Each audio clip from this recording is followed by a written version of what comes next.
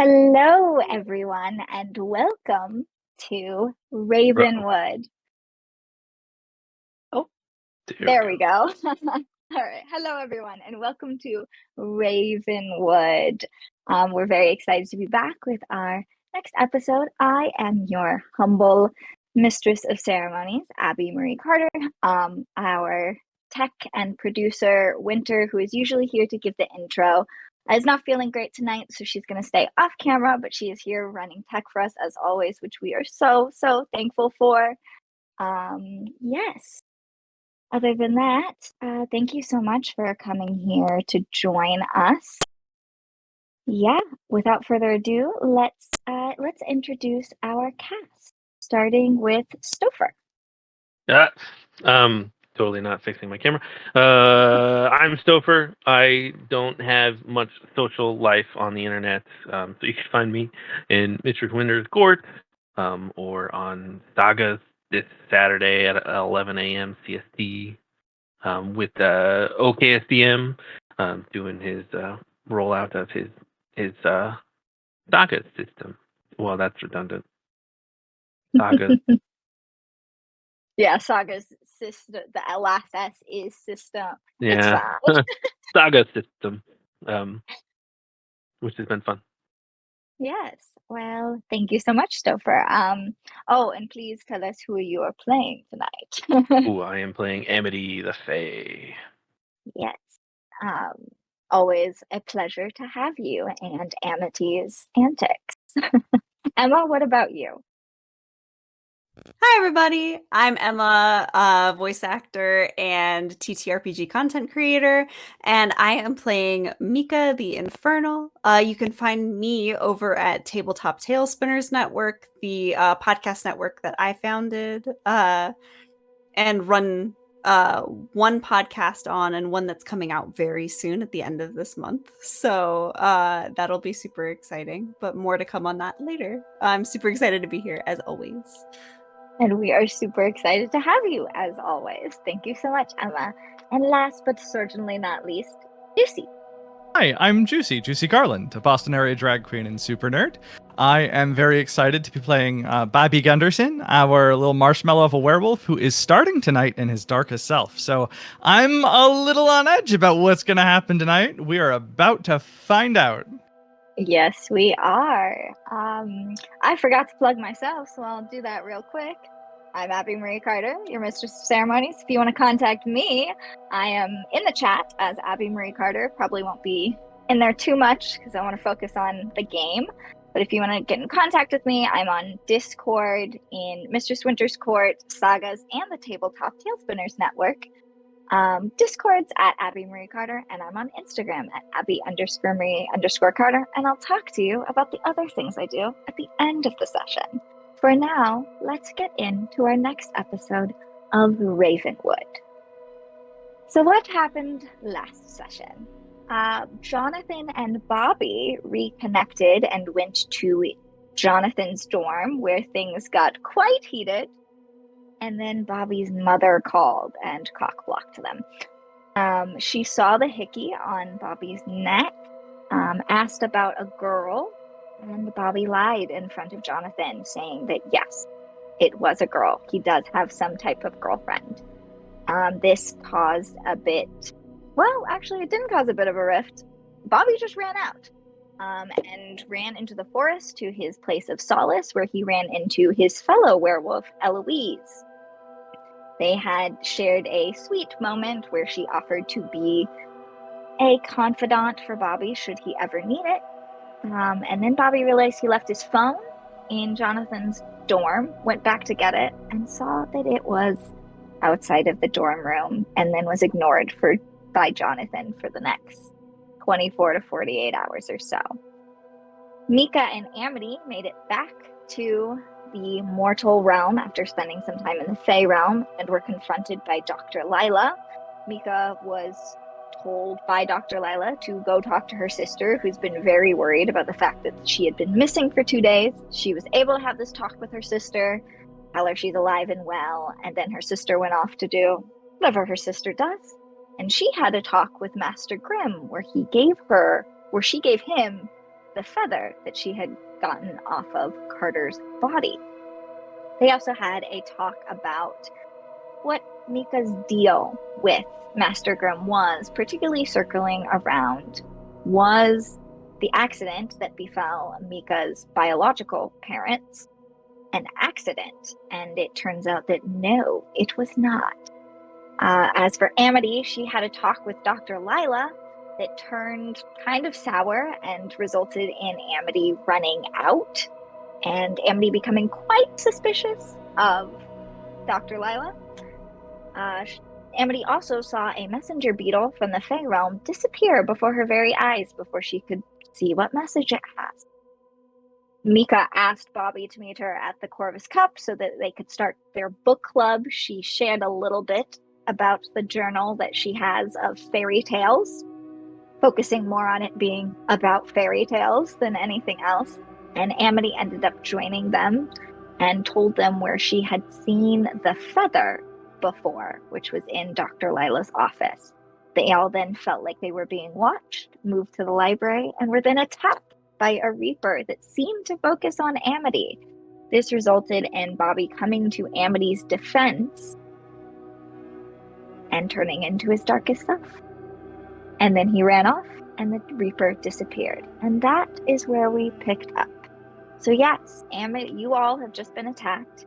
Amity specifically has been attacked. And Bobby has run off in his full werewolf form. What are you doing? Well, Amity just got the reverse side of giving coffee, the ritual of coffee, for the first time from Bobby. So seeing the now spilled coffee on the library floor and Bobby running away after saving Amity, even the situation's confusing, but enough of it made sense to Amity that they are just going to run right after Bobby. All right. I think Mika would kind of be in a bit of a state of shock, not really understanding where this vicious attack came from. Everything happened so fast. And now that Amity's kind of rushing out from behind her, from where she had tried to push her behind to make sure that there was someone in the way, and is now running after Bobby. She sees no other alternative than to follow, because if Bobby's running off into the woods, then that's a problem. Okay. All right, so you're both running after Bobby. Bobby, you're in your darkest self. Mm-hmm. Where are you going? Well, so the darkest self for me says, I transform into a terrifying wolf creature, which I've done, and then it says, I crave power and dominance, and those are earned through bloodshed.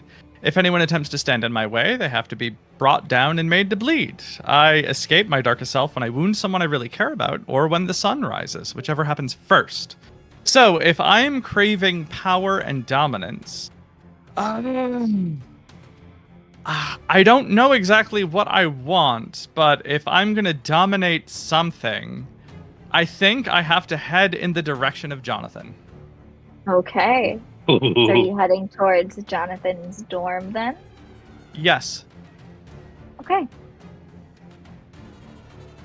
You are in your wolf form, so therefore you are running fairly fast.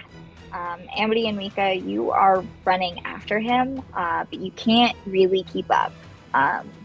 You're able to see him, once you get out of the library, you can see him up ahead fading, so you can follow him that way, but you're not going to be able to keep pace with him. He's going to be pretty far ahead. What floor are we on in the library?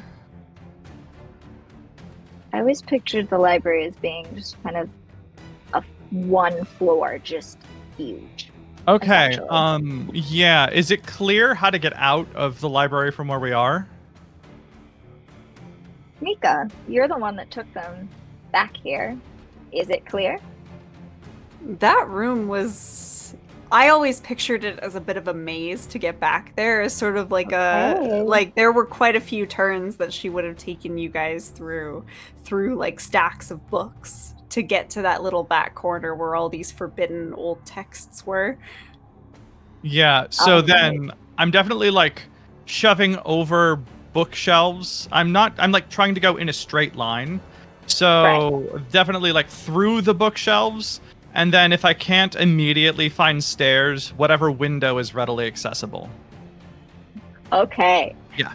So, Bobby, you are running, trying to get out of this enclosed space. Mm-hmm. You need to be out. You need the freedom of not being here, and you are trying to find Jonathan. Mm-hmm. As you do, you are knocking over bookcases, going through them. There is just a mess in your wake. For the most part, there's no people in your way. There are some people who get caught up in a bookshelf being thrown or things like that. But for the most part, until you reach the window, there is no one in your way. As you're coming upon a window, there is a table with 2 people sitting, just kind of chatting, studying together. Okay. Can I pick up the table and throw it through the window? Yes. And do I need to roll anything? I think I don't think being in your darkest self allows you not to roll. Yeah, I didn't. My understanding is that doesn't happen. So yes, give me a lashed out physically, I'd say.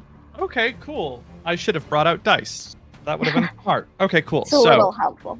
Yep. So 4, 3. So a 7 minus my volatile score because that's negative. So, oh no, it's plus. So that's 8. All right, success with consequences. So you're able to pick up the table and throw it through the window, the glass shattering everywhere, giving you your out. However, as you do this, you essentially fling your paw out to hit the one of the people, and they go flying, and the other gets hit with the table as you pick it up and toss it. They are both down for the count, but you don't even realize this as you just leap through the window. Realize I don't care. Yeah. Yeah. The window was in my way. That's what I cared about. Yes. Yeah. Mika and Amity, you are running after Bobby. You are able to follow the destruction, and you come upon one person just kind of laying there unconscious, and another person seemed to have a scratch like across their shoulder, slowly getting up. The window in front of you is shattered, and in the distance you can see Bobby running. Amity will just jump through the window, sadly not paying anyone else attention. Also, this is an appropriate moment for a howl in the distance. Ooh. I think at that point, Mika would be really concerned, especially since Bobby left injured people behind. She would be really concerned and going over to the kid that's getting up with the scratch. Like, oh my god, are you okay? And just trying to, like, do damage control, essentially, knowing that Bobby is that far off in the distance. If anyone's going to catch him, it's going to be Amity. So the best thing that she can do is stay here, do damage control, try and figure out what needs remedied with what happened here. Right. You help the person up, and they're just kind of like, what the fuck was that? I thought that werewolves were supposed to transform, except in the, like, place. What the hell? I think he's a new werewolf. I'm so sorry here. And she's gonna help. They're not bleeding profusely, but it is like there's a it might scar. There's a scratch there. There's some blood. It should be disinfected and that sort of thing, but it's nothing like, it's not life or death.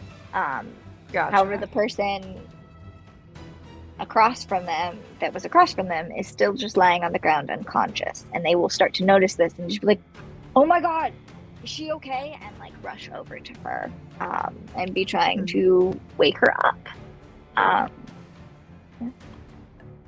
Yeah, I think at that point Mika would kind of go over with that person and be like, we should probably get her do we have a nurse or something?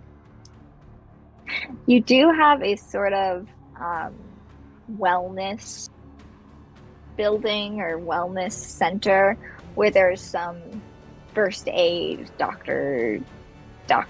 Essentially a little better than like a school nurse. Got it. Right. So there is something, and I'll say that it's actually pretty close to the library.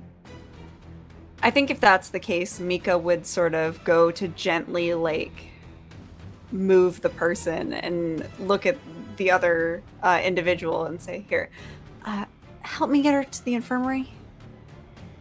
And they will help you lift her and bring her to the infirmary.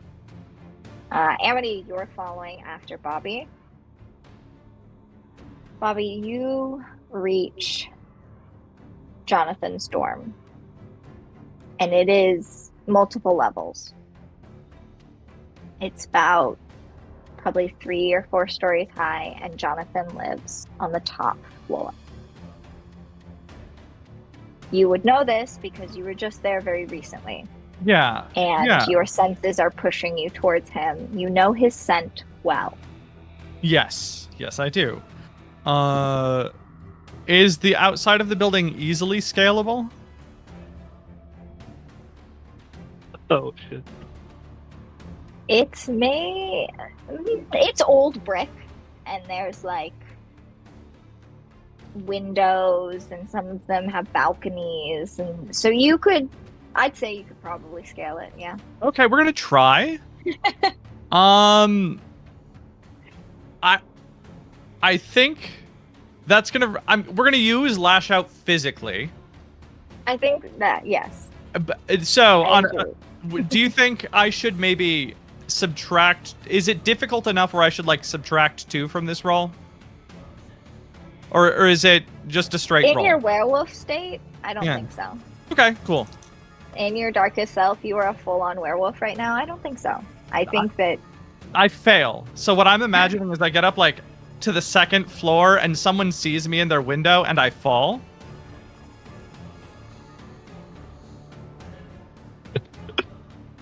Okay.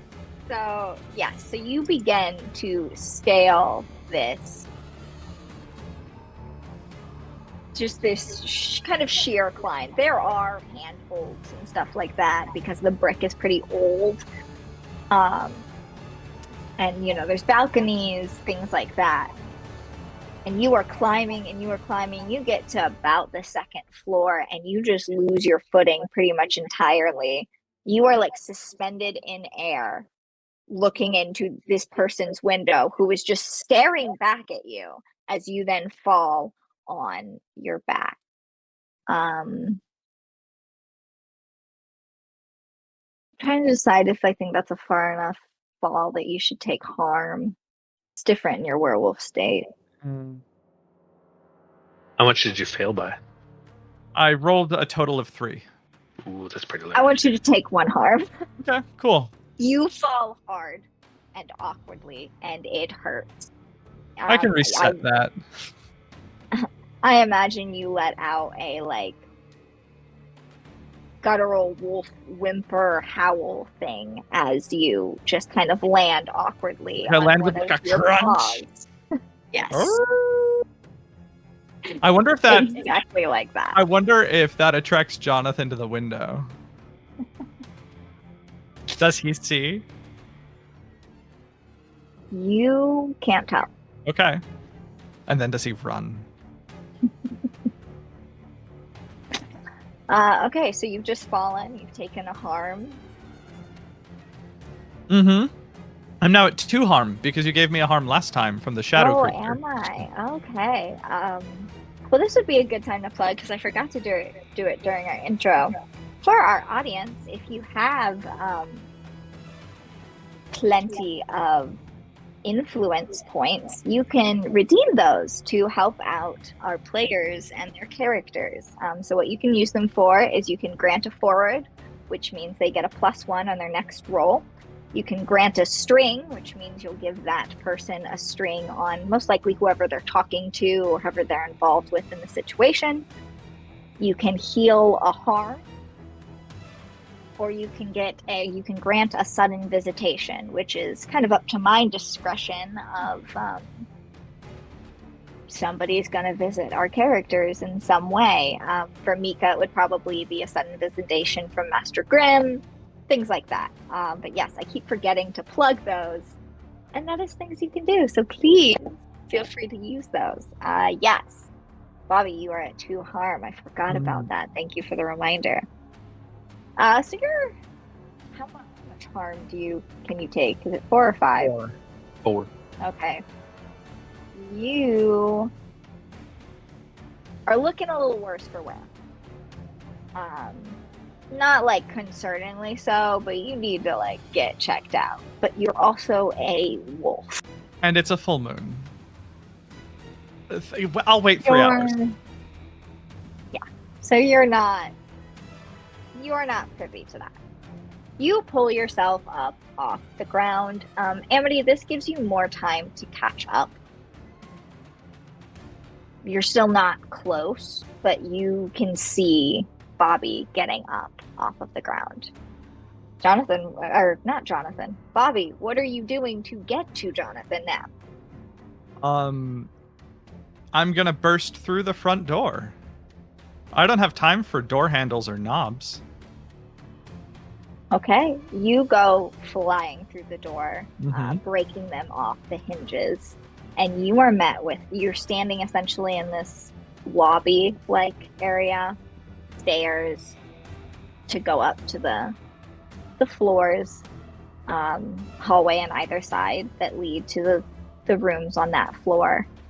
And coming down the stairs on the first landing is Jonathan. Yikes. Okay. Do I have time to act? Or was that my action? No, you have time to act. He's standing there. He essentially freezes upon seeing you. Well, then, clawed hand to throat against the stairs. Damn it, Bobby. The urge is to dominate.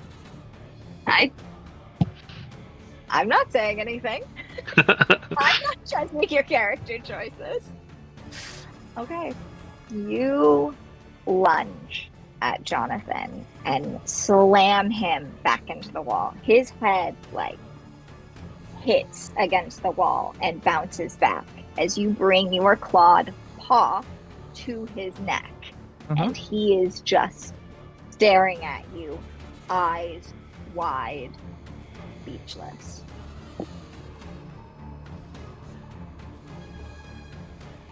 Can I still am I going still? Yeah, okay. There's no combat. There's no okay. Yeah, then I'm gonna bite into his shoulder. Fully bite down? Oh yeah, I crave power and dominance. Those are earned through bloodshed. There must be bloodshed. So as you take a bite out of Jonathan, he screams in excruciating pain. Amity, you run into the totaled doors and see this scene in front of you. You can only sort of see what's happening because Bobby is a wolf and therefore bigger. So covering most of Jonathan, but you are able to hear the screams of just excruciating pain. Amity is like 5'6" or so, and so really thin as well. So they will take their tiny form using all the momentum they still have and try to jump up and get around Bobby's neck. Okay. Just yelling out, "Bobby!" Give me a lash out physically. This is a 2d6 system, right? Yeah. Yes. So many different systems lately. Ooh, 7, and lash out I think is a minus. Volatile is lash out. Then yeah, 6. 6 Okay. is a as you leap to wrap your arms around Bobby's neck, he is able to just shake and throw you off, and you fall back, you kind of tumble back down the stairs.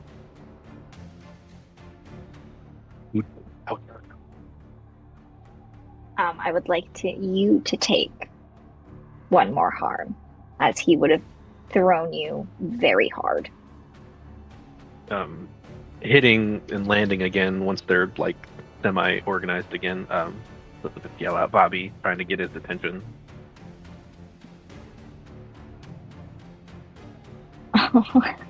Amity, you have just been granted a forward, so on your next roll, unfortunately it doesn't work in Well, they're going right back, so it'll be helpful for sure. Yes, you just earned one forward. Thank you, WMO. Okay. Yeah, thank you very much. Thanks.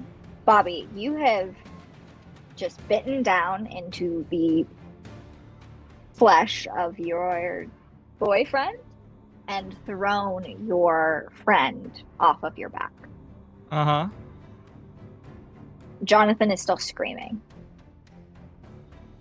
Yeah, I think I've met the conditions of leaving my darkest self.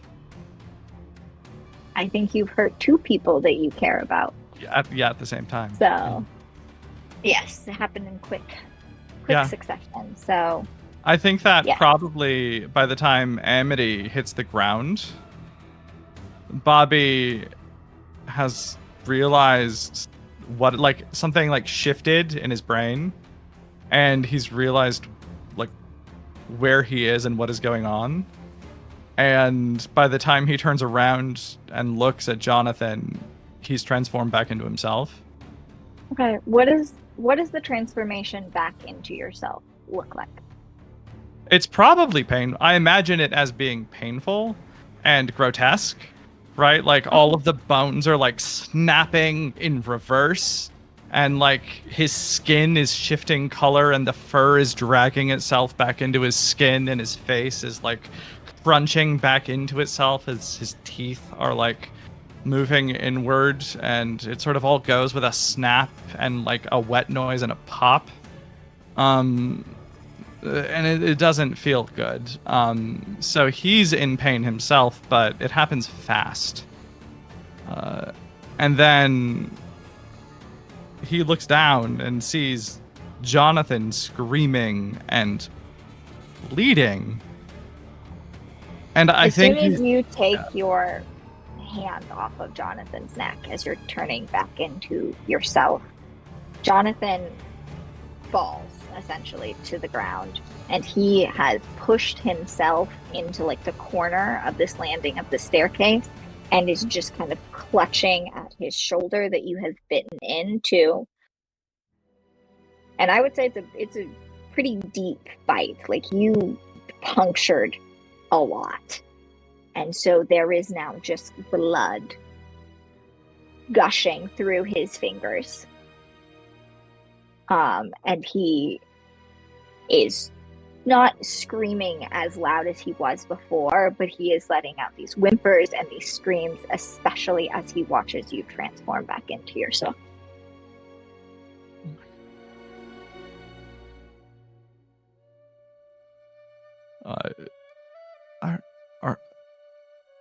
Amity is gonna try and pull Bobby away from the situation, depending on how hard you want to resist. If there's screaming, and Amity doesn't know anything about health care, so they just want to get Bobby away from this. Bobby, I think, is gonna push you.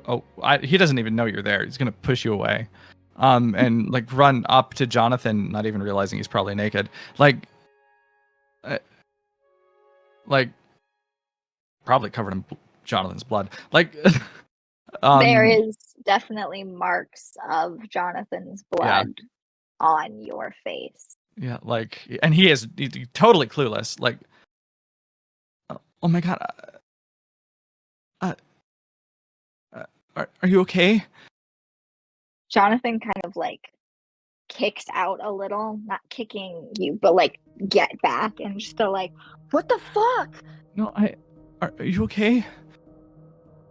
No, I'm not okay. You bit me. I didn't know. I didn't know. Get away from me.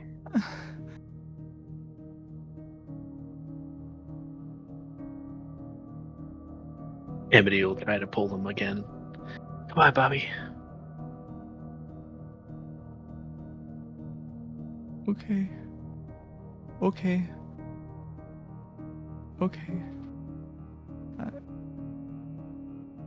All right.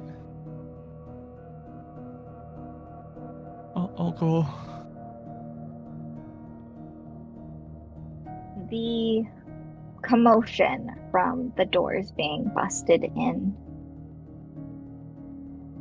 and the Jonathan's screams has called pretty much everyone that's there out of their dorms. As you start to turn away, you can look up to the second. It's essentially a set of stairs, a landing, a second set of stairs to the second floor. And there are people gathered around the staircase staring at you and Jonathan in horror. There are people gathered around on either side of the hallways staring at you in horror as you let yourself start to be pulled away by Amity. And I would like you to give me a keep your cool. Yeah.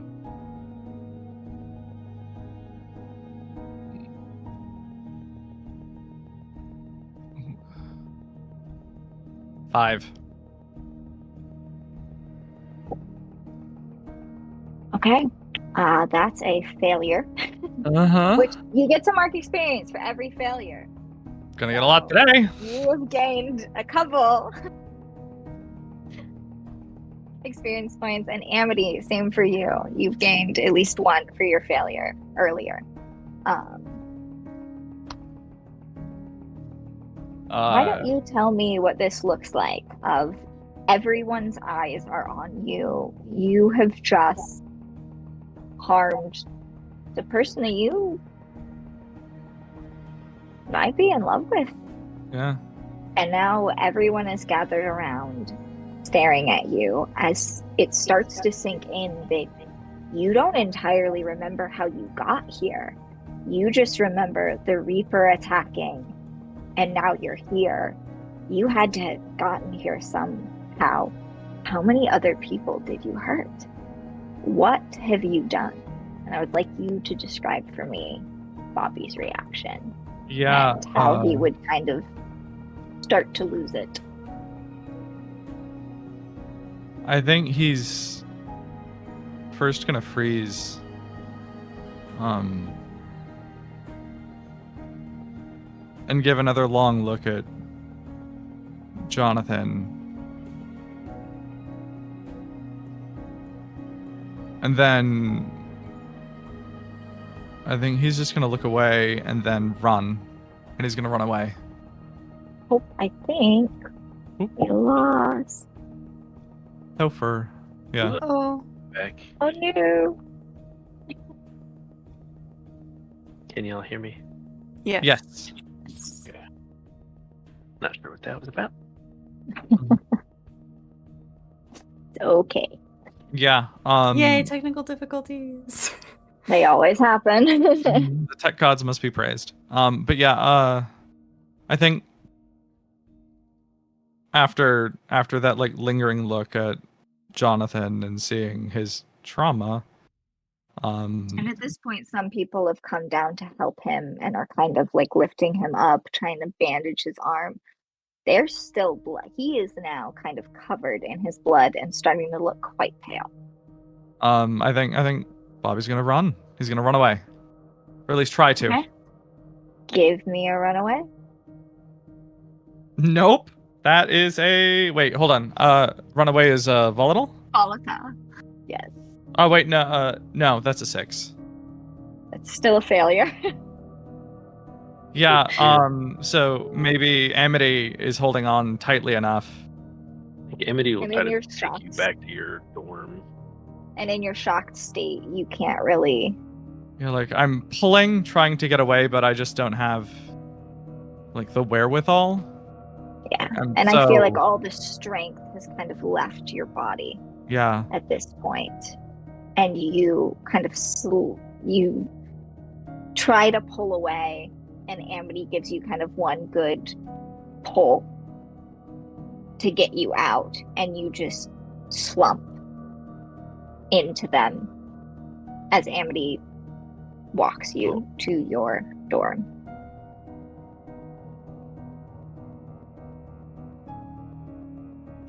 Amity, not great with words or friendship. It's just gonna we should find some clothes. Okay. So, leading back to Bobby's dorm room, he has a roommate, right? Yes, everyone would have a roommate. Yeah. So just going straight there when we get there, just trying to get Bobby wrapped in like a blanket on his side of the room. Hey, the Bobby's roommate is not there currently. Yeah. Eventually,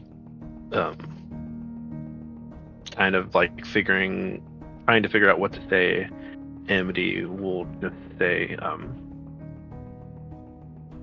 thank you for saving me earlier. Sorry that it led to this. Yeah, me too. Are you okay? I guess. I don't know. Physically, I mean.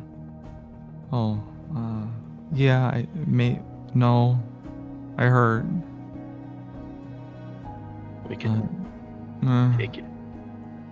take you to the nurse if you need someone. I'll be fine. I just have to go outside later. I don't know much about human mentality, but I know sometimes talking about things is what mortals like to do. No, not now. Okay. Thanks. Amity will kind of sit, and I'm assuming like people are going to be looking for him and stuff. So Amity is kind of hanging out with Bobby to advocate. Okay. We will leave the two of you there and jump over to Mika. Mika, you have gotten this girl and their friend that they're with to the infirmary. She starts to stir as you get her there. Seems like she's took a really nasty bump, maybe a concussion, but shouldn't be anything too serious. Mm-hmm. But as it takes a minute to get over there, and as you're sitting there kind of waiting for the verdict of if she's okay,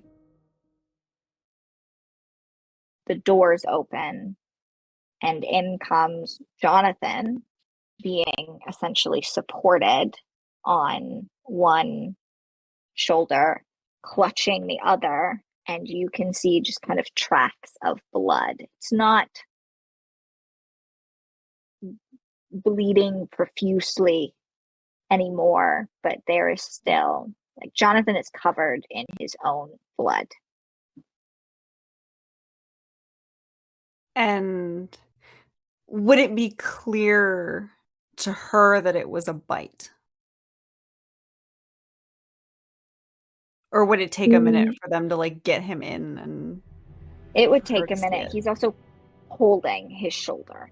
Okay. So he's definitely covering a lot of it. Not even on purpose, just like it hurts. He is clearly in pain. There are like tear tracks down his face. He is pale. He does not look good.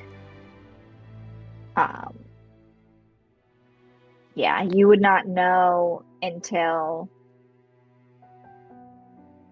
he's essentially sat down and someone removes his hand, and then you would be able to see essentially a bite mark in his shoulder, deep, jagged. It is not pretty. And I think at that point, seeing the jagged bite mark, Mika would be able to kind of put two and two together. And her face would go pale as well, just kind of realizing what Bobby had done. And she hasn't gotten the final verdict yet from the nurse that this other girl's gonna be fine. I'd say, like, once Jonathan is in and settled, essentially they bring him in. They're starting to, like, disinfect things, gauze it up. He's gonna need, like, serious medical attention, so someone goes to call an ambulance. Mm-hmm. During that is when you would get told that she's gonna be okay. Someone else is going to the hospital. They'll probably send her too to get checked out for at least, like, a concussion, to make sure, like, brain scans, things like that. But everything seems fine. She might have a concussion, but shouldn't be too bad. Mm-hmm. She just needs to rest. And Mika will just, like, smile and nod through it, like, okay, thank you so much for taking care of her. I really appreciate it. And as soon as the nurse is gone, she is bolting out the door. Okay. Phone in hand, calling Amity. Like, this is a bigger than text situation in her mind. All right. Amity, you get this call from Mika. Hi. Hi, how bad? Bad. We're in Bobby's room. Is Bobby okay? He's okay. Sort of. Okay. I just saw Jonathan. Oof. Is he okay? They're sending him to the hospital. I'm sure he'll be okay. Amity kind of gives Bobby a long look as they're talking to Mika. Okay. Are you gonna come here? Yes. Do you or Bobby want anything? I can swing by Corvus Cup. Yeah. Amity will turn to Bobby. Bobby, do you need anything? Some water or coffee? No. Okay. I think we're all right for now. Okay. And then Amity kind of goes to a corner and is, like, trying to be extra quiet. What do we do, Mika? And Mika is full on stopped running at this point and is just kind of putting a hand over her face. She is still kind of in shock at the gravity of this situation and is trying herself to figure out what to do. And she says, I don't know. Bobby really hurt somebody. That's really not going to bode well, but we can do the best we can to cheer him up and make him feel better until we figure out what's going on there, because we're probably not going to have answers until they know if Jonathan's okay or not. Okay. But I'll come by. We'll find a distraction, something, whatever he needs, and we'll just be there for him. It's really all I think we can do right now. Okay. But we do have to talk about that thing that tried to attack you. Takes Amity like a literal couple of seconds. Oh, what was that thing? That's a good question, because I don't know. Okay. Mika, actually, I think you would know. Okay. Because of the family you grew up in, because of your connection now to Master Grimm. You are essentially the most knowledgeable, at least out of the three of you, about supernatural happenings because you grew up in a family of witches.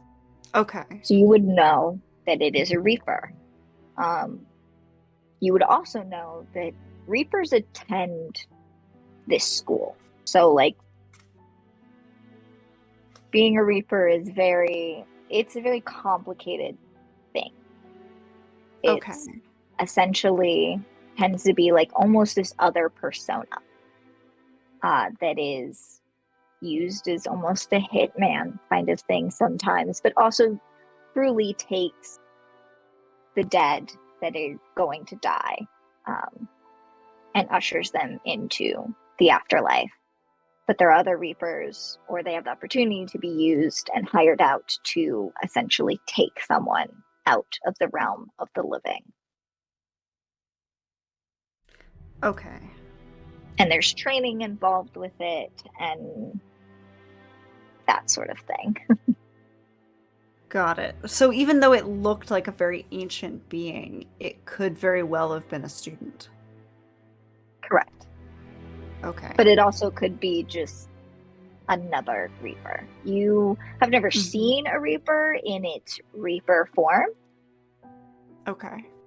But you like know about them, essentially. You've seen drawings. Okay. So you don't entirely know. All you would really know is that Reapers attend this school. That was a Reaper in a Reaper form. Okay.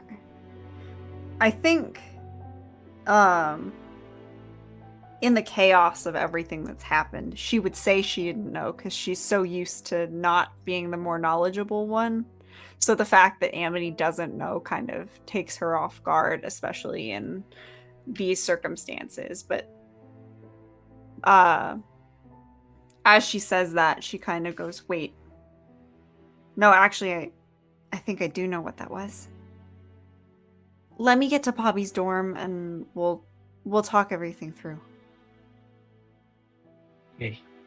Hurry. I will. I'll be there soon.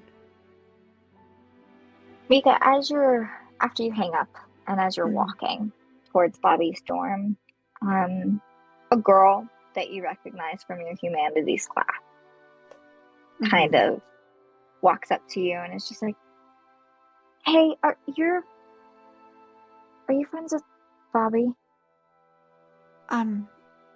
Yeah, You would know this to be Eloise, who is also a werewolf. Yeah, I am. You're Eloise, right? Yeah. We're in class together. He and I talked a couple days ago, and like it's the full moon, and I heard what happened. More saw what happened. I live in that dorm. I just wanted to see if he was okay. Well, I am headed there now. You can come if you want. I don't know if he'll really want to see anybody. Well, I can try. I mean, I'm a werewolf too, so maybe I can help. Okay. Yeah. Come on. And Mika will escort Eloise to the dorm. Okay. You get to the dorm, knock on the door. Amity will probably open it. Amity, you remember Eloise, right? Bobby? Do you mind one more? Bobby will look up and see it's Eloise and I don't care. Sure. Hi. Hi. Eloise will kind of awkwardly stand in the doorway, follow Mika in, that sort of thing. She's definitely playing with her fingers. Like, she's a shy girl. and the interaction in the woods that you had with her, Bobby, was the first time you two had really talked. And it would have been the first time you've really heard her talk. Well, hey. I guess you heard or saw. Yeah, I saw.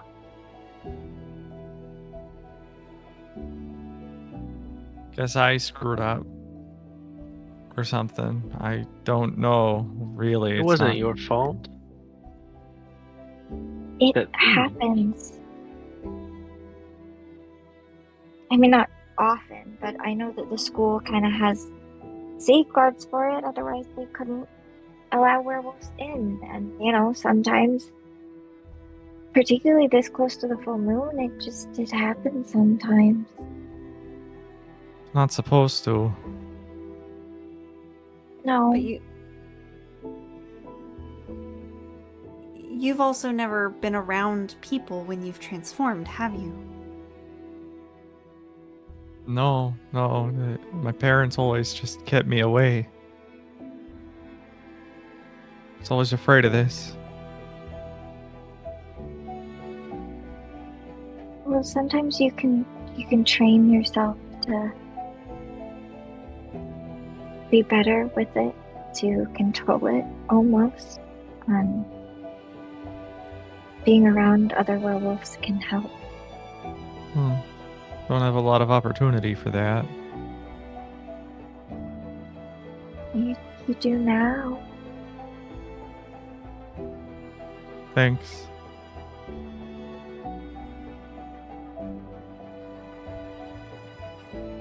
I'm not gonna get kicked out, am I? No, I don't think so. Like I said, this has happened before. Or I've heard that it's happened before. And Why did it have to be him?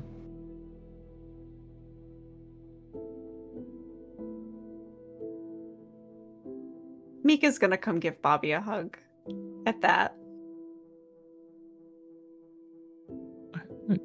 I don't understand. Eloise will walk over to you and kind of drop to her knees in front of you. Question, are you still naked and just wrapped in a blanket? Yes. Okay. So she'll drop to her knees in front of you and essentially put her hands over like where your hands are. And just... You couldn't control it.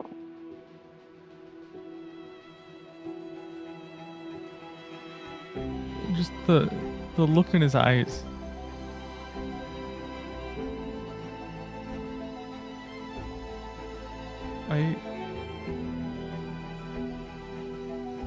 All the people. Maybe he'll come around and understand that. Probably not. I mean, oh well. Also, what the hell was that thing? Yeah, you weren't there, Eloise. There was like a monster thing I've never seen before. I don't know what the hell that was. That's why I ended up that way. Like it was attacking us and... It's called a Reaper. A what? Like the Grim Reaper, only there's multiple of them. They Okay. usher souls to the underworld, or in some cases, they can cause people to go to the underworld. Wait, a Reaper attacked you? Yeah. In the library. They're not usually supposed to do that. And certainly not. That's weird. Yeah, that's why I ended up the way I was. It's because it was attacking them, and I just kind of lost control trying to help. Well, Well, specific. that's it. You have to tell them then, because I mean, the school will want to talk to you. They have to write up a report about it and stuff. I But- figured this. People are usually understanding of this sort of thing. I mean, I might be mad for a little while, but like it does happen. Okay. But you should definitely tell, probably to whoever comes to talk to you, that it was in like self-defense. You should definitely tell them that. Yeah, okay. Thanks.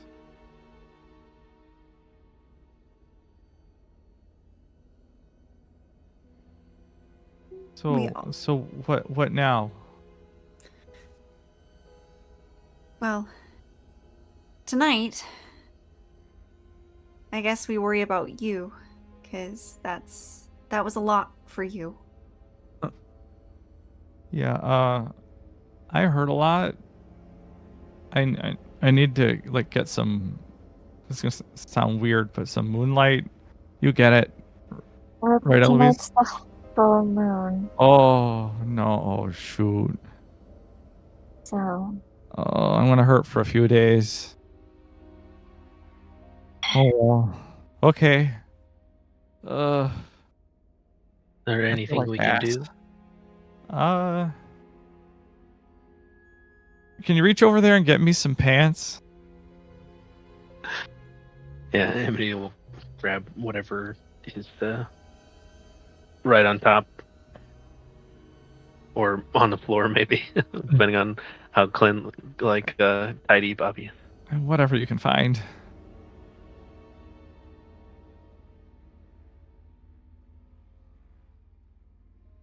And then after you've rested and everything, we need to figure out who attacked us. Yeah. Yeah, what the heck was that about? Well, that's what I don't know. It was going after, and Mika will look over to Amity as they're picking up the pants. Well, it was going after you. Was there anything that anybody said to you? Anybody who might want to hurt you? Amity looks at Louise. Eloise. Eloise. And tries to like nod without her being able to see. Eloise is pretty focused on Bobby. We'll talk about that later.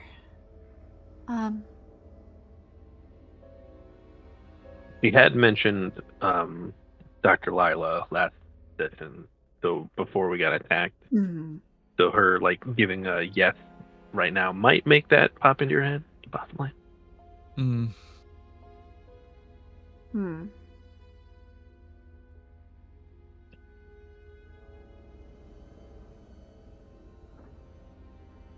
And I think that's where Mika's, we'll definitely talk about that later, would pop in as she's kind of making that realization. Because talking about the possibility that a teacher, like a very well-known professor and The headmistress of the someone- university. Yeah. Trying to murder a student would really not go over well, bringing someone else into this madness. And Bobby will be a little slow on it given his state, but eventually he'll be like, oh. And he'll refocus. So he'll be like, he'll try to change the subject. Eloise, has this ever happened to you? When I was really little, it happened. And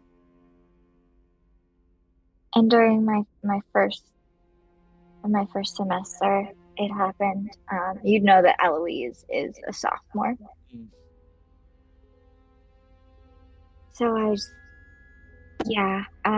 it wasn't as bad as this. But I did hurt someone pretty badly. But they did forgive me. So, there's hope. Yeah. Okay. I mean, I'm not expecting it. Like, he was really hurt. I really hurt him. Well, we'll just have to wait and see what. Yeah. Eloise will stay with the three of you, essentially for the rest of the day, unless there's anything any of you want to do for the rest of this day. No, Amity, me. Go ahead. Amity wants to at some point ask, probably when the topic is like up, have either of you ever changed in the Fey realm?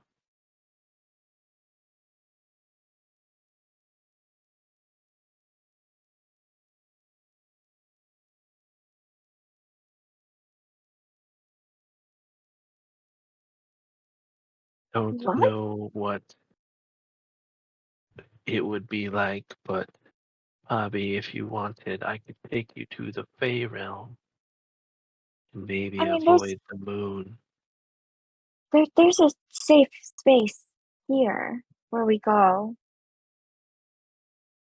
The that the university has for us. Fey realm? You might not change in the Fey realm. I don't know. Amity, the last time we went, we lost 2 whole days. I really That don't would think Bobby wants to lose 2 whole days. that would get me past the full moon for the most part. Well, the time isn't guaranteed. We could be gone for days there and only seconds here. Oh, it would be a gamble. I just thought I'd bring it up. It is tempting, You might but not change. I really don't want to change. But I also don't want to get in more trouble for not talking to the school. I really don't want to be sent back home. They're not gonna send you home.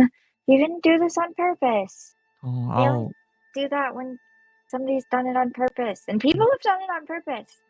I've heard stories. yeah, no, I'll stay. Thanks, though. I really is tempting right now. It really is. But Well, it's an option whenever. thank you. Really. Thank you. Takes Amity like a second to. You're welcome.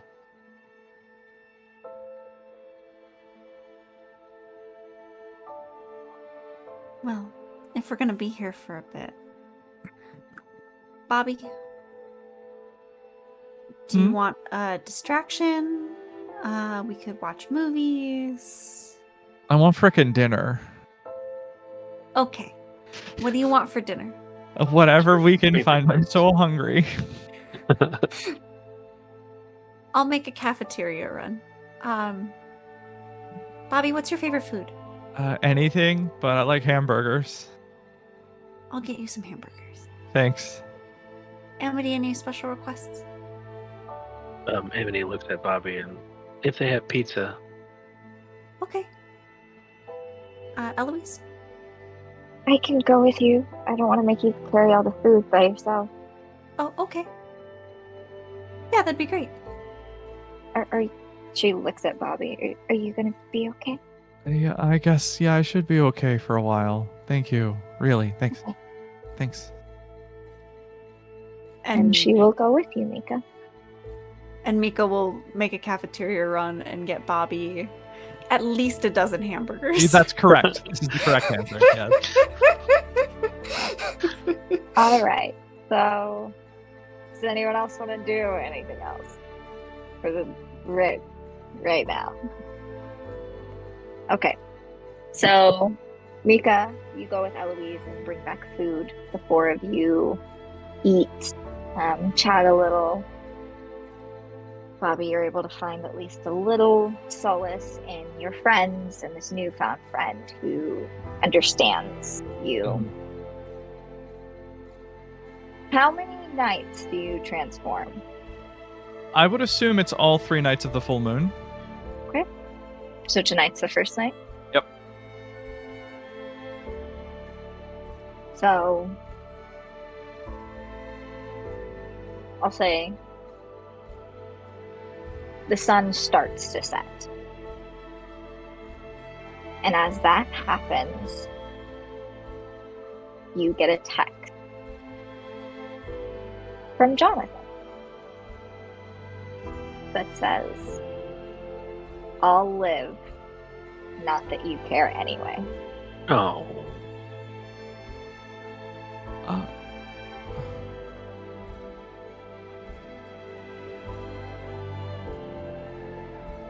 I'll pause for a moment. That hurts. But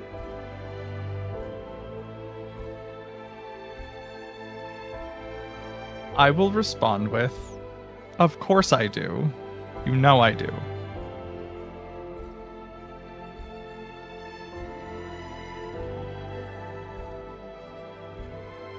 It's a while before you get a response, and like Eloise is telling you, we really need to go. We don't want to get caught out. Yeah, I know. When you receive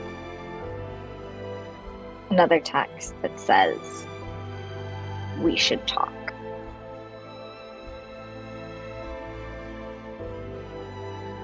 Okay. And I'm sorry.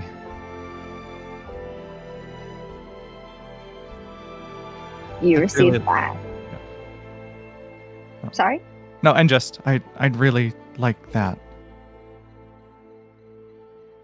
In response to your "I'm really sorry" message, he'll just send back, "I know."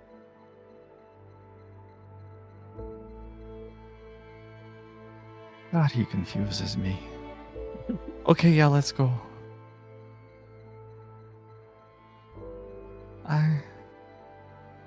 Oh, Eloise will kind of offer you her hand in a like, let's link arms type way, Okay, so that yeah. you can walk in like solidarity to go be werewolves for the night. Yup.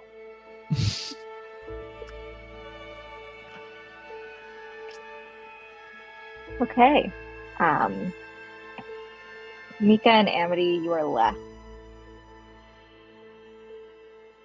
by yourselves to do with the night what you wish. Amity has had their left hand in their pocket and their arm just like at their side and doing everything with like one hand, but not trying not to make like a point of it. But anyone with more keen observational skills will see that they're doing everything with their one hand. So assuming that Mika would go back to their dorm, Amity would probably just kind of trail along, thinking out loud, and as the Eloise and Bobby head off, just ask Mika, "You think they'll be okay?" I think she knows a lot more about what she's doing. I think they'll be fine. Are you okay? Yeah. Don't know what that thing was, Well, but Bobby hadn't been there. yeah. I'm more worried about who sent it. It has to be Dr. Lila. Kind of like a hiss escapes Amity. What did she say to you?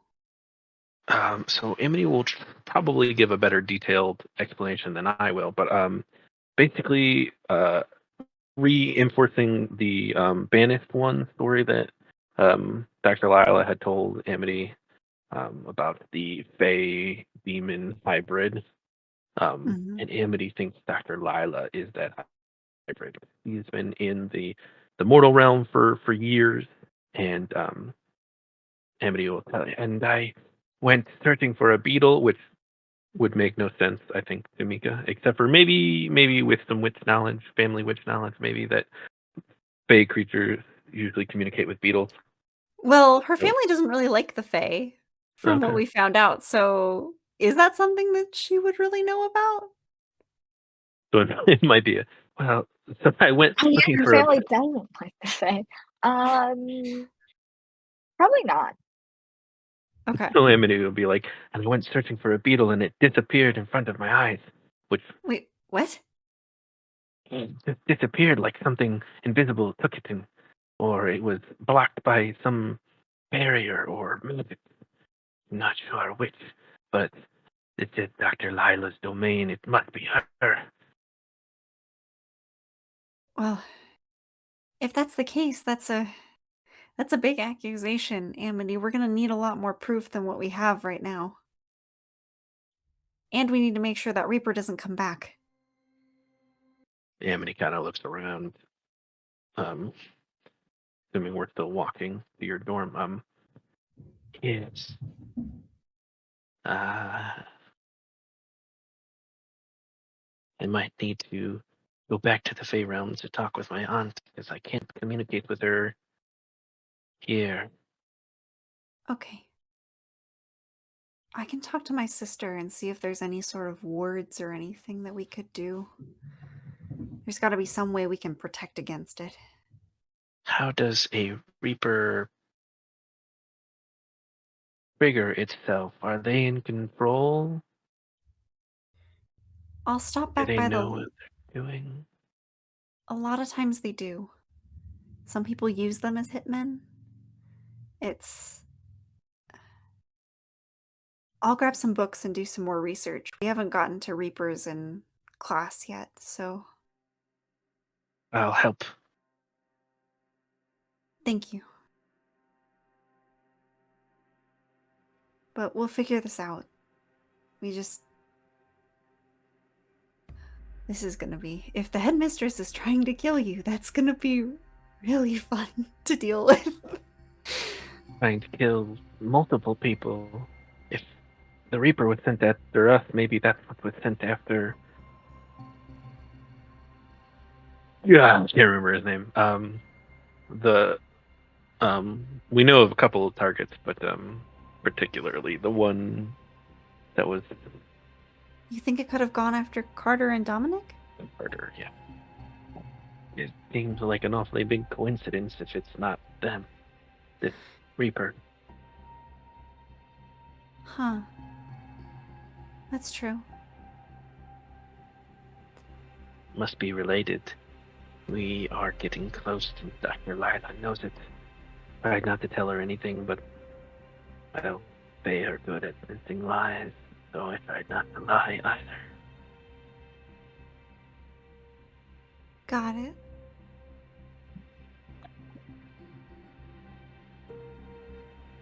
So, are you gonna talk to your aunt tonight? I might not come back quickly, like you said. Time would just slip away. That's okay. I can do my research while you're gone. If you're gonna talk to your aunt again, ask her what she needed the arm for.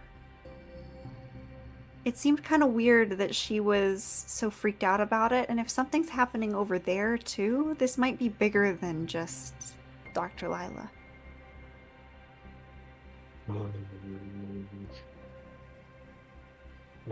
I tell that Amity is not particularly looking forward to that.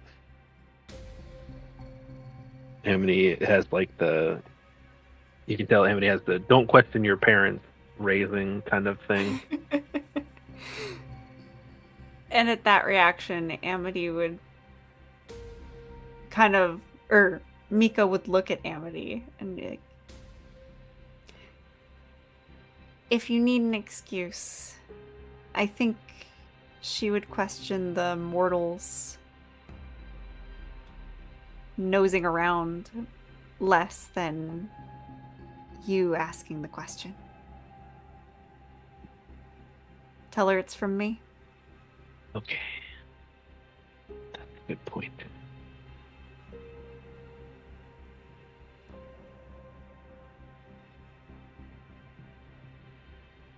Anything else I should ask about? You might know something about Reapers. Yeah, I'd ask her about that too. But that's the only thing I can think of for now. I'll see what my sister might know. I just don't want to drag her or Xander too deep into this. It's probably smart. Yeah.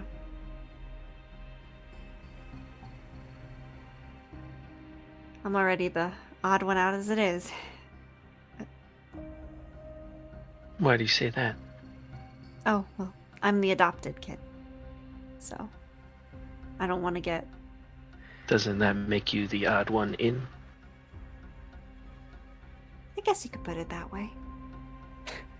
Your sister seems to care for you a lot. She does. They both do. I don't know my parents. Then... was your aunt the one that raised you then? Yes, it's not a traditional aunt like in the human world. He ran, I suppose, what you would call an orphanage for small Oh. fae. But again, the parallel is not a good comparison. Got it. I mean, I don't know what happened to my parents either. My real ones, anyway. And my new ones care enough. I think I got adopted by my siblings more than I did by them, though. Amity tries to take that in, but doesn't quite have the right context.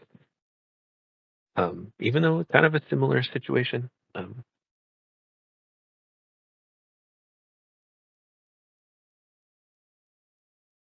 Yeah, I think they'd just be quiet, not sure what to say, but not in a hurry to leave.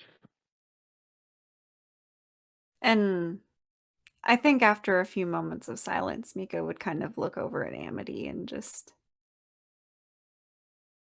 realizing that the conversation has kind of trailed off, look at them and go, "Be safe, okay?" Amity opens their mouth to say something, and then closes it and just nods. And then they will start the transition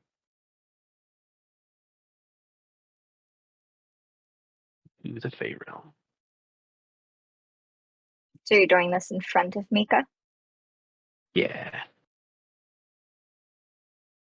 Do you start to do what you did before? Mika, from your perspective, what Amity had done, like, essentially this morning, so to speak, you know? Mm-hmm. And there's some, like, light crackling, and then nothing. Amity, you cannot open your portal to the Fey realm. Just see a frown slowly growing on Amity's face as they're like trying to keep their face placid and just like slowly concentrating harder and harder and like just turning red, beet red, like not giving up and like not understanding that without air they'll probably pass out. Amity, are you okay? Yeah. Not working. Okay. Breathe. First of all. Gotta let it go and just like wide-eyed, like fearful looking around. That's That's not good. That's really not good. But I guess that means we have more time to do research. Nothing should be able to do that. Then we should probably pick up some books on what would be strong enough to do that. Okay, should we go now? Yeah. Yeah, let's go now. Now's good. Mhm. And Amity will be quite pale after the holding breath redness fades away. And Okay. Mika will just take their hand and escort them to the library so that they can pick up books. The library is closed. And Mika will look at it and just shoulders slump. And No. she hasn't really cursed since you've met her, but she's just gonna go, fuck. Is that window still open? Is it like boarded up with wood, or is it maybe boarded up with like the cloth? There's like a tarp over it. We could get in through here. That's true. We could. And Mika weighs the options. She's really not a troublemaker. But given the situation, someone is trying to kill them, someone is keeping them out of the Fey realm. They're really running out of options. And she is kind of resigning herself to the fact that she needs to break a couple of rules today, and just looks to Amity and goes, yeah, let's go through the tarp.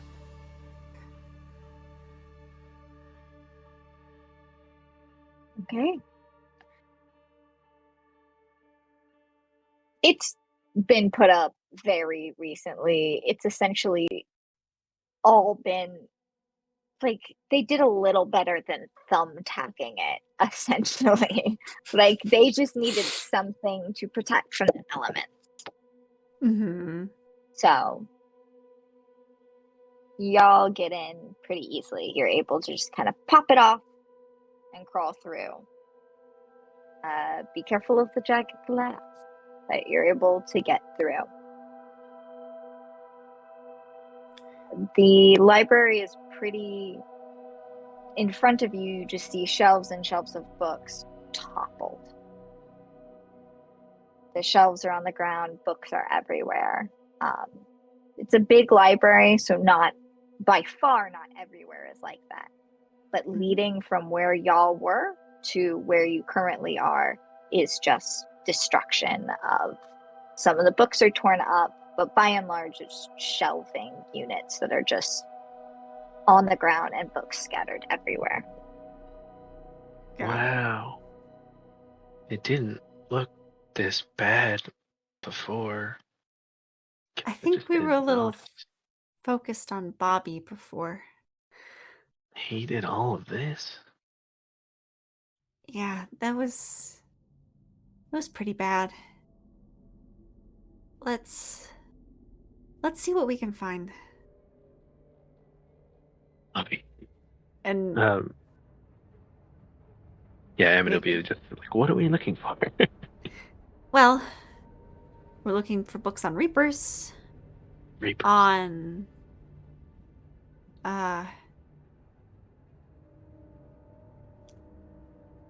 anything that could block Fey magic or travel to the Fey realm.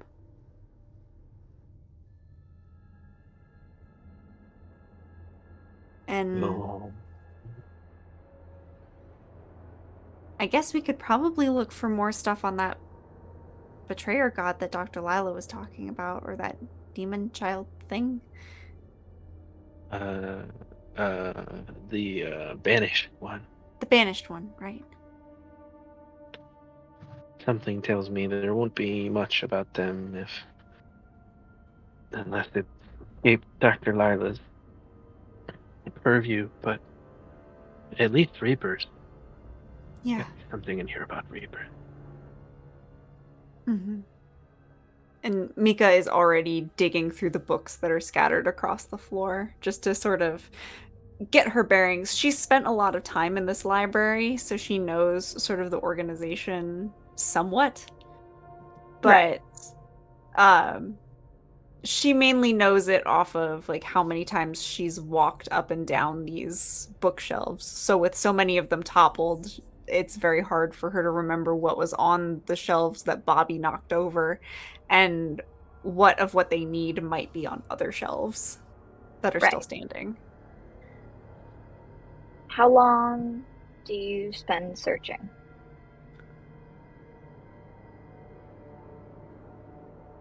Probably. Amity will try to go like all night. Basically, they don't want to be alone, and probably not wanting to admit that out loud will just try to keep Mika going. Mika would search until she felt they had enough books. And for her, that would be a stack about, like, going from, like, where you would normally hold your books, like, around, like, rib level, I guess, up to her head. She's expecting to do a lot of research. Okay. And you're planning on leaving with these books, right? Taking them with you? Okay. I'll say that with you both searching heavily, you're able to find plenty about Reapers. Probably far more than you want.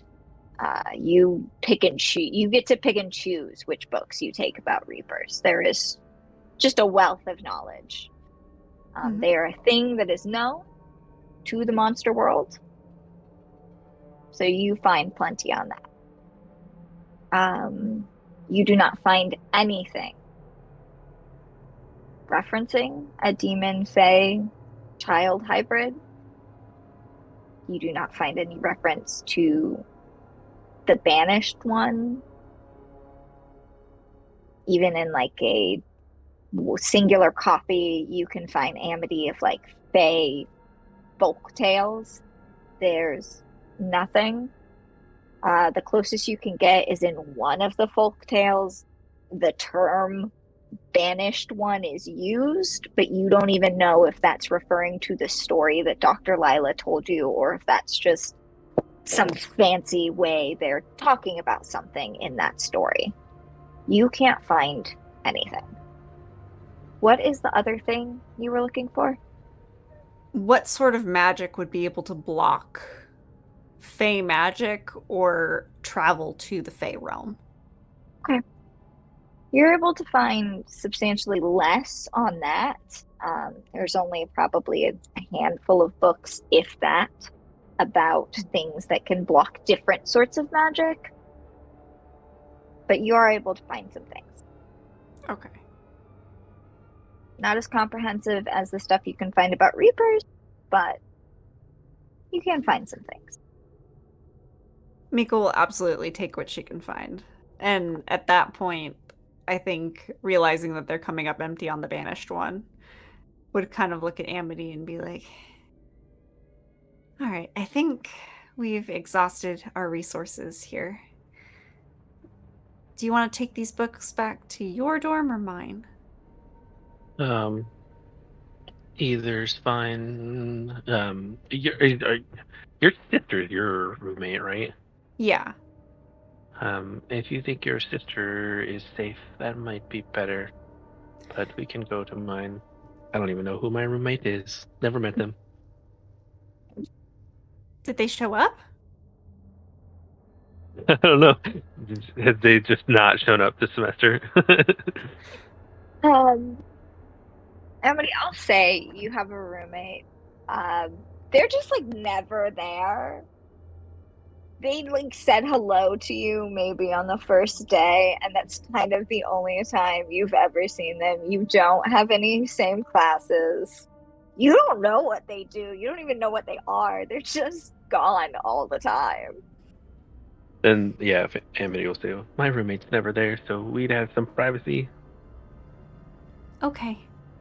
Yeah, my sister's popular, so I know she wouldn't say anything to anybody, but Her friends, I'm not so sure. So if her friends or anybody is there, then that might pose a problem. So yeah, let's go to yours. And after carefully climbing out the window and passing through all the books that they intend to read, Mika would send a quick text to Trish saying, "Hey, gonna be spending the night at a friend's. Got a lot of studying to do."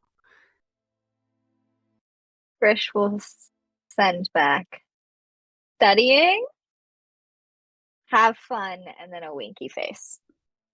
And Mika will send back a gif of someone rolling their eyes and be like, "Yes, we are actually studying. They are a friend." She'll send back, "Ugh, you're so boring." And then love you. Love you too. Trust me, when that happens, you'll be the first to know. She'll send a gif of somebody like jumping up and down and clapping. Okay, so the two of you head to Amity's dorm. It's late. It's not, super abnormal to be up this late. But it's definitely late. You can hear kind of the howling from the island area that the werewolves go to transform on the full moon. You are safe. This is a normal thing that happens during the full moon.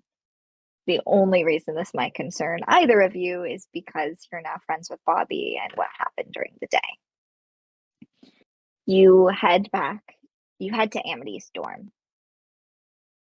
Are you going to pull like an all-nighter type thing into the day? How long are you going to spend reading books? Mika would essentially be reading and taking notes until she passed out with her face in a book. Like, this is really concerning for her. She really does not want to go to sleep until she absolutely has to. Okay. Amity, what about you? Amity is probably the most friendly and like nonchalantly friendly that you have seen them, as they are playing host, and it is like a rule set that you can tell that they feel much more comfortable in. And so just like trying to make sure you are comfortable and need everything or have everything that you need. Probably wouldn't have a whole bunch of actual amenities, but in terms of just they would definitely have some tea, and probably some snacks of some kind. Probably like some health bar type things that aren't wrapped, but like they're basically a health bar, but it's just not like a mass produced health bar. Something that like they could have seen like all the nuts and berries and like, oh, concentrated together, that's an amazing idea. And so like just like little things that would actually probably go well with tea, like so they would try to like stuff you with those, and so you had to like be very firmly like, I'm good for once, and set you up with whatever you needed to be like a level of friendliness that you are not used to from Amity, in confidence in that friendness. Mm-hmm. The two of you spend the night. Amity playing host. Mika, you doing the brunt of the research, but Amity is helping for sure. Mm-hmm. Before you fall asleep, you are able to find out that there are different types of reapers. Some are essentially born into it, like make deals with reapers to be a reaper, and it is essentially like a different persona. They're in control of what's happening, but it is like something else comes out, something else takes over. And by and large, the majority of reapers are just there to ferry people to the afterlife in whatever capacity that is. There's training that goes into it. They take their jobs very seriously. They find death very honorable, but don't like to cause it because they also respect life. Like Reapers are very, they know life is precious and know that mortals are very scared of it and are very respectful of the sanctity of life and death. But you will also find out that sometimes there are very, very ancient Reapers who have long since lost their mortality, who do not present as mortals anymore and essentially live in this in-between state, similar to ghosts. Okay. And they sometimes attach themselves to humans. And sometimes when that happens, they're very unpredictable. And so these are usually the beings that can be used for hits, so to speak. But some Reapers do just turn, just like everyone else, everything else. There's good and bad Reapers.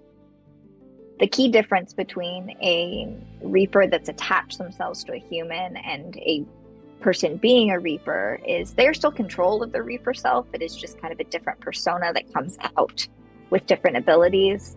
When an ancient Reaper attaches themselves to a human, they lose control of themselves and therefore have no control over what they do, what the Reaper does. Essentially, the Reaper is able to wreak havoc, if they would like, on the mortal realm using the body of the human they've attached themselves to as a sort of anchor. And this is, the human usually has no knowledge, or even if they do have knowledge, they have no control over what the Reaper does. Okay. As for information on Fae, on blocking Fae magic, you're kind of overloaded with the fact that it's just so vague. There's demons that can block it. There's powerful Fae that can block Fae magic. There's certain wards that sometimes witches can do. There's just, it could be so many different things that is able to block Fae magic. You do read that if it's a powerful Fae blocking other Fae magic, it takes a lot of concentration and focus and upkeep. And that doesn't necessarily apply to the others. And that's essentially all you're able to process before you completely conk out. Got it. At some point, Amity will want to say, don't we have a Reaper in our humanities class? Do we? I think so. I don't remember who it is. I think it was a girl. I don't recall.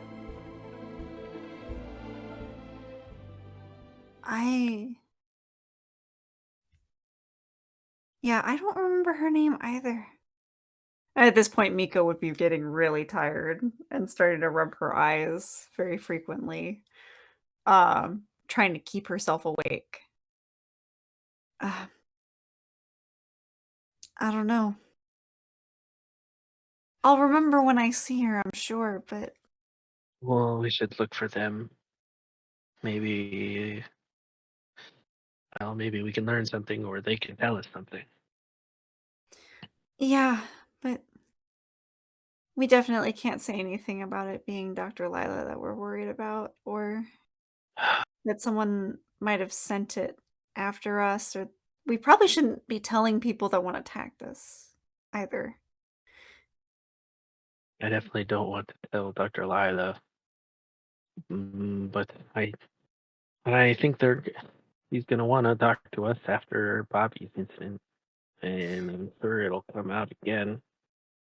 Probably. But, and oh, Amity is also starting to get tired. Well, we'll cross that bridge when we come to it, but I wouldn't want... Chances are, if we start trying to talk to other people about the Reaper coming after us, they're going to talk to Dr. Lila. And then when she realizes that we're on to her, that's going to be a completely other problem, because then she'd probably ramp things up, and that would make it worse. Okay. We need sleep. My fairy primer did not prepare me for this part of the mortal realm. Your what? Huh? Oh, just the lessons they try to tell you when they know someone's just advice, old people telling young people what's best. That kind of thing. Isn't that what they always do? Yeah. Amity will start to gather up blankets and stuff and make like a nest on the floor next to their bed and leave the bed to Mika. At that point, you would look over and Mika would literally, like I said, be passed out face in book All that right. she was reading. The two of you fall asleep for the night. The night is uneventful. The next morning, Bobby, you come out of your werewolf self. Mm-hmm. And I have healed one harm in the moonlight. Amazing.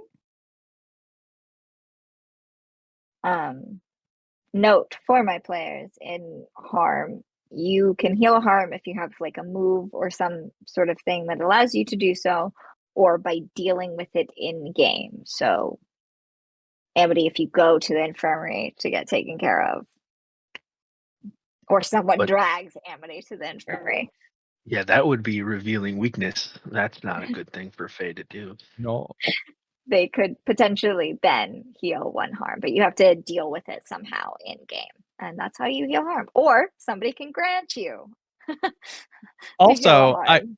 I do want to bring up my other werewolf move, Primal Dominance.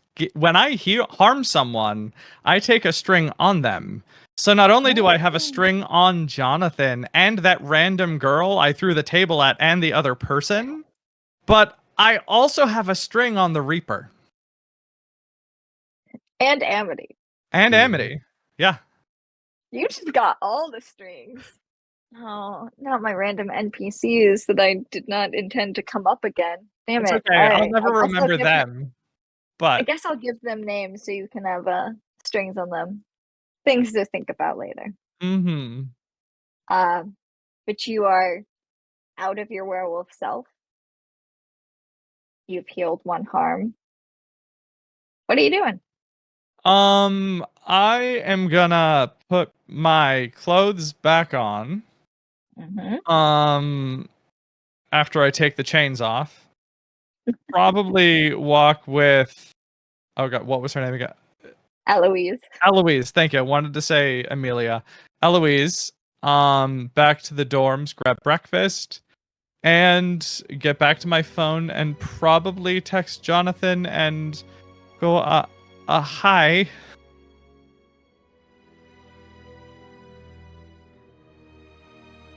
You pretty much immediately get a response that's just, hey. Did you want to talk? When are you available? Now.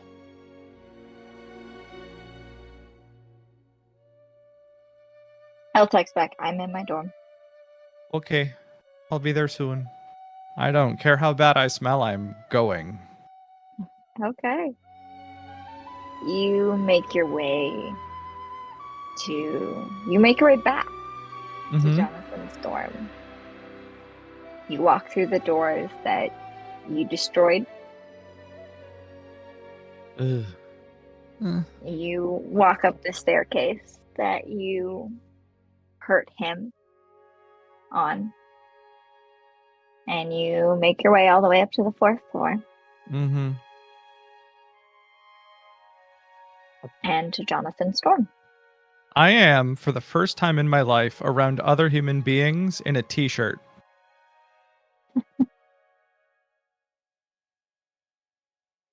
Noted. All right. So you knock on the door. You just hear Jonathan yell, "It's open." I'll open it. Hello? Jonathan's in his room, in his dorm room, in his bed, kind of sitting, leaning up against a bunch of pillows. Hey. His shoulder very bandaged. They look like fresh bandages too. He's still looking sort of pale, but color is definitely in his face now. And he's just kind of sitting there slumped up against pillows. And he'll just, "Hey." I am so sorry.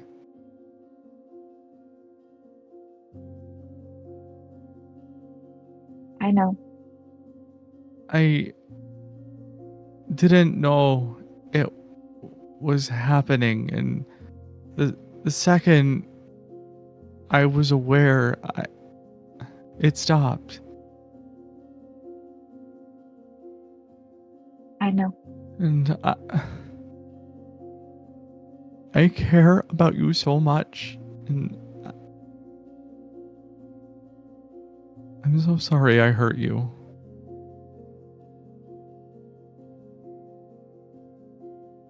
This doesn't even hurt as bad as you lying to your mom.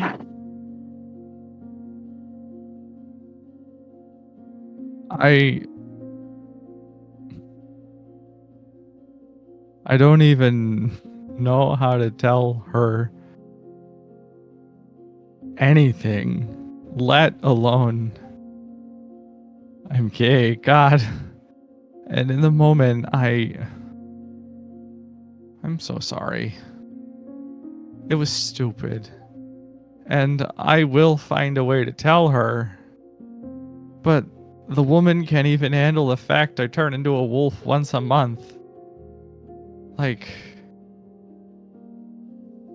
I don't even know how to... That's my problem, not yours. I'm sorry.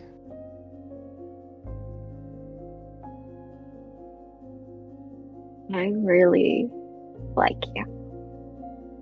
Like, a lot. And I get that you couldn't control the werewolf thing. It happens. I mean, it sucks, and it fucking hurts.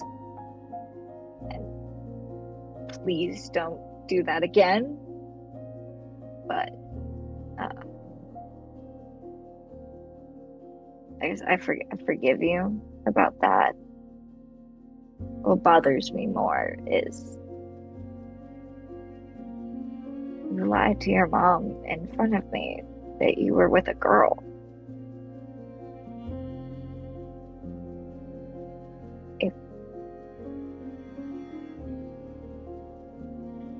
If you can't accept who you are,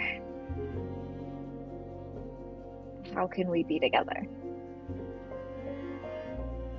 My whole life, I've been told over and over again to keep hiding everything that makes me who I am. Ever since I was attacked and had to keep dealing with this shit. And it's been so hard just to be in my own skin that I don't even know how to be me. And that's the first time anyone's ever said that to me, so thanks. But like, I wish it were that easy, and I will do it. It's about time.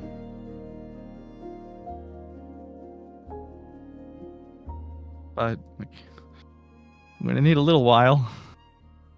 I'll do it though.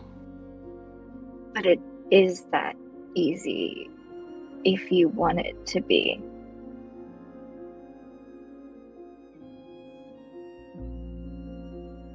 You're just Maybe. denying yourself. You haven't met my mom. I don't need to.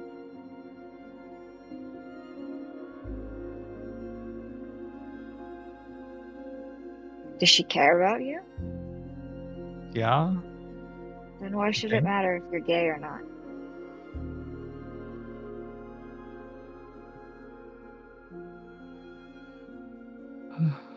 I don't know. It does to her, I think. Do you know that for sure, or are you just like assuming how your mom might feel?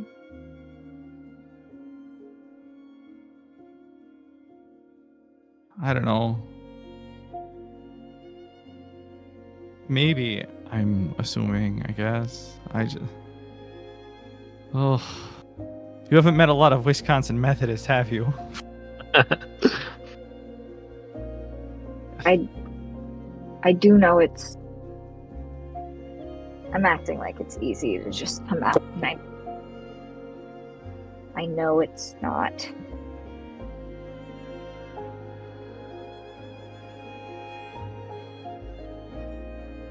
It took me a long time to figure out, to come out to people, to accept it about myself, and then tell other people. But now that I have, I won't go back.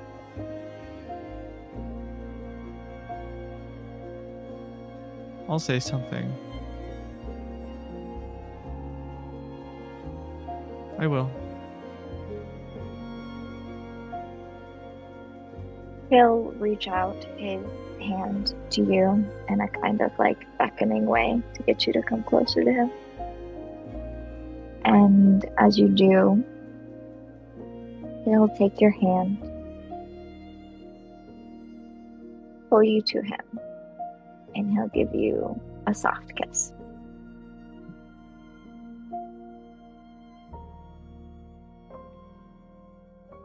Yeah, and Bobby will like stroke his cheek and accept.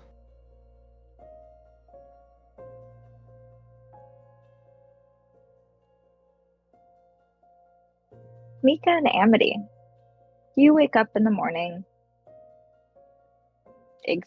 still kind of exhausted from your all-nighter.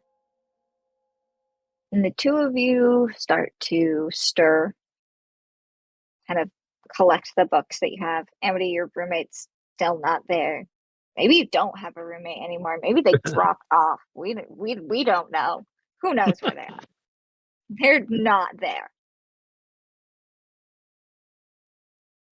And Mika, followed by Amity, as you're thinking about the events of the last day, of the last few days, last week, you start to have this realization that you have not heard from Damon in over 24 hours.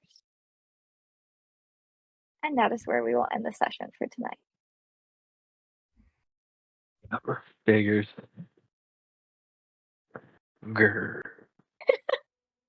I had to, I'm sorry, except that I'm not. Thank you Yes. so much. Roller coaster! Oh, is it even a Monster Hearts game if I'm not pulling you from one side of the emotional spectrum to the other? Like, come on. Yeah. So much to everyone who has been watching. We appreciate all of you that continue to come back and watch this wonderful, wonderful campaign. I cannot express my gratitude enough, as this is As I think at least some people know, this is my first time ever running a campaign, and so the fact that we have people that keep coming back to watch it means so much to me. And my wonderful cast could not do it without y'all. So thank you for all of you that have been returning, and for anyone that is new, thank you so much for popping in. We hope you either continue to watch us live or go watch the VODs on Mistress Winter's Court YouTube. As for me, I have been your Mistress of Ceremonies, Abby Marie Carter. I do a bunch of different things every Monday, except for this upcoming Monday, because we're on a break. But every other Monday besides that, I am on the Facet here on Mistress Winter's Court. I play a character named Ahira, who is a doll come to life. She has a needle spear and likes to stab people with it who hurt her friends. In the last session, she killed a giant by herself. So come check that out if you're interested. Very much so found family between all our characters. It's very sweet and fun. Other things I do, I am over on the Okayest DM's YouTube channel, playing in a Sagas playtest called Grimm. The first 2 episodes are out. Our finale is Saturday at 9 a.m. Pacific Standard Time. I play a little mouse, and it's a gothic horror, well, not really gothic horror, but gothic Victorian steampunk murder mystery. It's a lot of fun, so please come check it out. Stouffer is in that game with me. Also, I will be doing a Monster Hearts podcast with Tabletop Tailspinners Network. Episodes, I think, are set to release in around October. So look out for that. I'm going to be playing a fan-made skin that I purchased called The Hunted. Very, very excited to get to try out a brand new skin. If you want to see me play Monster Hearts, I was on a Tabletop Tuesdays 2-shot with all of these lovely people that Winter ran. So you can find the VODs. I think it's called Roanoke. You can find the VODs on her YouTube channel. Also, I was on Heroes and Hooligans on Graffitied Hearts playing Alice the Mortal. So if you want to check that out, it was a crazy campaign, really wonderful. Yeah. If you want to get in contact with me, I am on Discord at Abby Marie Carter and on Instagram at Abby_Marie_Carter. That is me. Now to my cast. Emma, let's start with you. Okay, hi, I'm Emma. I am a voice actor and TTRPG content creator.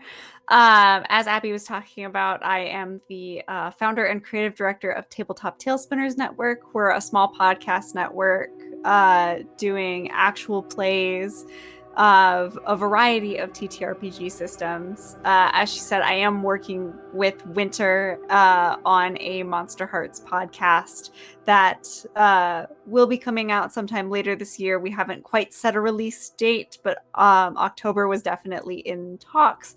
But we will update you on final release date once that's been set. But in the meantime, Winter and the cast are starting recordings for that, and it is looking like it's going to be an amazing show. I'm so excited.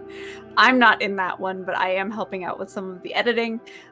You can also find me DMing our long-term D&D 5e show, Chronicles of Kriath, and I will be DMing a new one-shots mini-series called Improv Madness, which is one-shots that we have devised from some homemade random tables that I made for people to roll on to create their characters.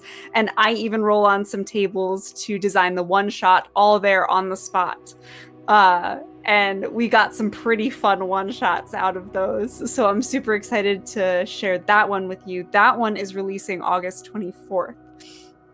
Before that, as far as live streams are concerned, I can be found here for all of the Ravenwood streams. I am also appearing on OKSDM's Sagas playtests. We are doing the Pokepocalypse this coming Sunday, I believe at noon Eastern time. I'm not entirely sure when we're starting PST or other time zones, but I know noon Eastern is when we're starting that one shot. So it will only be this coming Sunday, and I'm super excited. I'm playing a Flareon and in the apocalypse with no trainers, and I'm super excited. Wonderful. Well, Emma, it's always a pleasure to have you. Please go check out the other things that Emma does. Yes, now on to Juicy. Hi, I'm Juicy Garland, Boston area drag queen and super nerd. I also am in this mysterious podcast on the Tabletop Tailspinners. In addition, you can also find me many Friday nights playing Cyberpunk Red with Cybernation Uncensored. I also have a number of one-shots coming up that are cooking in the books that I cannot yet announce. Some audio, some video in drag. Also, I am in... Oh, what else am I in? Oh my god, I have just a number of things coming up that I just can and cannot announce. So I'm just going to say pay attention to my twitter.com @JuicyGarland or Blue Sky if you hate Twitter that much, which I am on Blue Sky too. I also hate Twitter, but I'm desperate for attention. Same, Juicy Garland. And then on the Instagram.com, juicy.garland. And then in addition to that, if you like live performances and you're near Concord, New Hampshire, I am doing a story hour on Sunday morning, and you can find me there. Amazing. As always, wonderful to have you, Juicy. And last but certainly not least, Stouffer. I'm Stover. You can find me in Mistress Winter's Discord or on the Saga's Discord, as I will be with Abby on this Saturday's Saga's game, finishing up our 3-part mini shot in Dennis's new system, AOK's DMs. That's all I've got going on right now. So. Wonderful. Also, Mistress Winter of Mistress Winter's Court has been running our tech all night off screen. We cannot thank her enough for that. Please go check out what she does. She is the GM for the Facet, has run Tabletop Tuesdays. I know she's done stuff. She was the MC for Graffitied Hearts. She, I think, ran things on Saber Nation Uncensored. She's done a lot of things. Go follow her socials, Mistress Winter's Court or @GM Mistress Winter, that sort of stuff. Please go follow her. She is wonderful, and I could not do this without her, and so I am forever, ever thankful. Yes, that is all. Thank you so much for joining us tonight, and please join us on our next episode as we delve into the rest of the mysteries at Ravenwood. Good night, y'all.